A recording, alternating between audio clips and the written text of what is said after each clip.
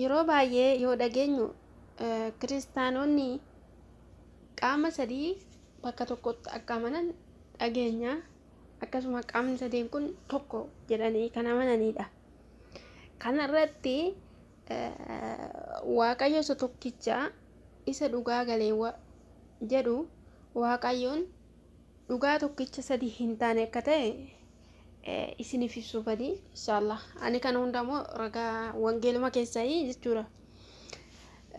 Ammalleen wangeela Yohaannis boqonnaa 17 lakkoofsa 3 irratti akkana jedha.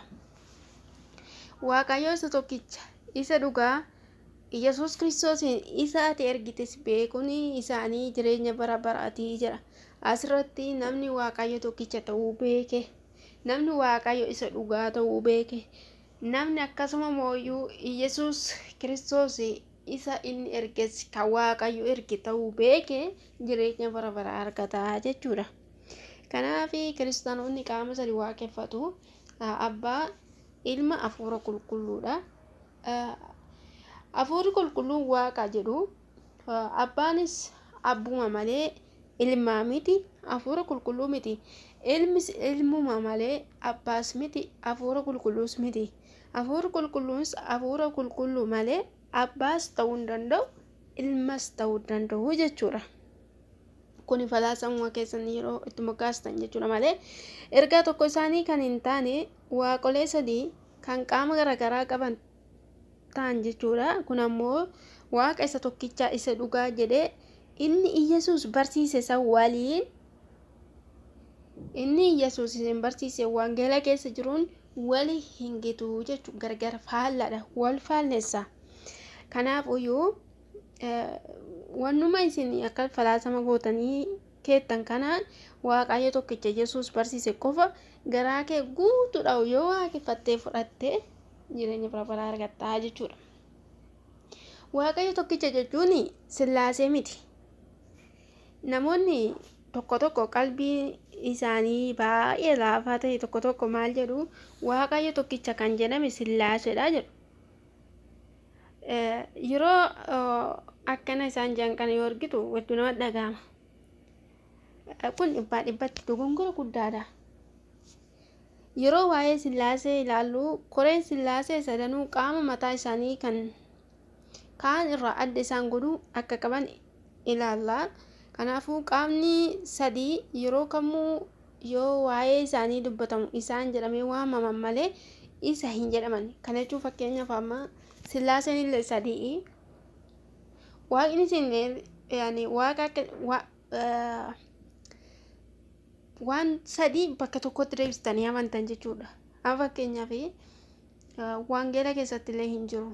Wangeela keessatti illee Abbaa, Ilma, Hafuura Qulqulluu sadan waaqan tokko kana isaan jennee waamna malee isa wanti jedhamu hin jiru. Sillaasee illee Sillaasee sadan jennee isaan jedhama malee isa tokko wanti ibsu hin jiru jechuudha. Kanaafuu kun dogongora guddaadha. Osoo irri deebitanii ilaaltanii bareedaadha. Kanaafuu qaamni sadii yeroo kamuu qaama sadii ta'ee mul'ata malee qaama tokko ta'ee mul'atu jechuudha. Akkuma yeroo reefsini dubbise boqonnaa wangeela Yohaannis boqonnaa 17 lakkoofsa 3 irratti si'a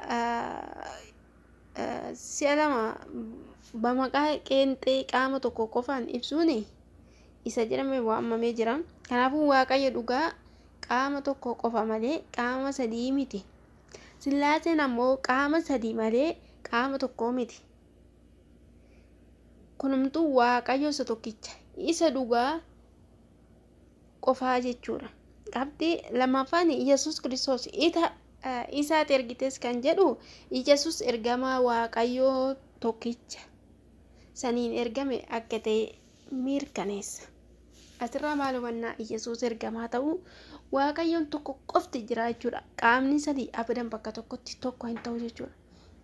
Mee al tokko kiristaanonni gaafii Yesuus Kiristoos Waaqa jettanii yoo kan amantan ta'e Yesuus immoo Waaqayyo tokkicha dhugaatti kan ergame dubbata. waan ta'eef kanaafuu waaqayyo tokkotu waaqa biraa ergee jechuudha moo akkam yaani waldaan geessa waan ta'eef jechuudha. Meeqa maariif isin tokkichu gahaadha isa sosorra dubbistan jechuudha. Kana bakka Yesuus Kiristoos jedhu waaqayyo kan jedhu bakka buusaa silaafuu Kiristoos waaqa jettanii miti. Waaqayyo isa tokkicha isa dhugaa waaqayyo isa ergites beekuun isaanii jireenya bara baraatii. Gaafa kana waaqayyo isa tokkicha isa dhugaatiin alatti Yesuus waaqayyo lammaffaa ta'uuf deema jechuudha. Kun immoo formulaa beekumsa keessanii irraa waan wal fagaatedha. Waaqni lama jiru, waaqni tokkuma waan ta'eef akkasitti ilaala. Qabxii sadaffaa keeyyatuma kanarratti jireenyi bara baraa kan argamu Yesuus fannisamee miti. Kanaafuu qabxiin jireenya bara baraa argamsiisu lafa kaa'ee jira.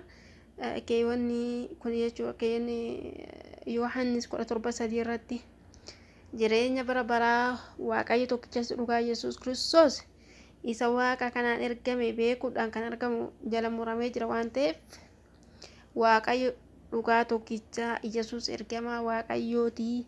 Kana beekuun keessan karaa jannataati. Jireenya bara baraa isinii kenna.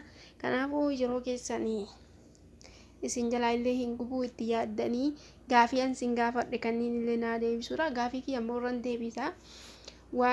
Yesuus Kiristoos du'a moo'ee ka'ee jettanii ragaan keessan maali? Ufumaan isaatii danda'ee of kaase moo dandeettii gargaarsa nama biraatiin yaani gargaarsa waaqayyootiin ka'eedha. Kanaaf jireenyi bara baraa kan argamu karaa kamiini? Kun gaafii kiyya.